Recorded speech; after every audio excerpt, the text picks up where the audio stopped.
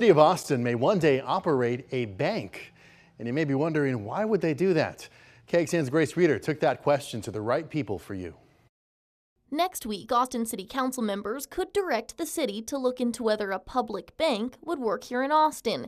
Councilmember Zoe Kadri authored that resolution. Talk to me a little bit about what a public bank is. So a public bank is a bank that is owned and operated by a public institution.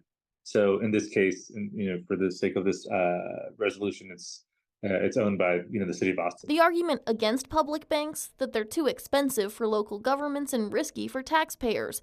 The argument for, that they can provide services at cost, shuffling any returning profits back to the city. To democratize banking and provide non-predatory banking services is only a positive. So you may be wondering, does anyone else do this? It's a great question, and the answer is yes.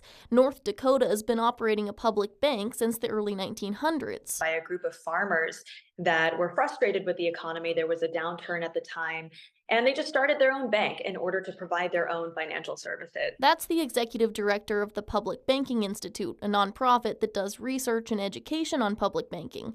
She pointed to other states and cities looking at that model right now alongside Austin. Philadelphia, San Francisco, and LA. I think those are the communities really leading the pack right now.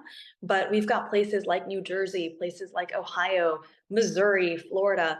All of these are places where public banking has come up in conversation. Grace Reader, KXAN News.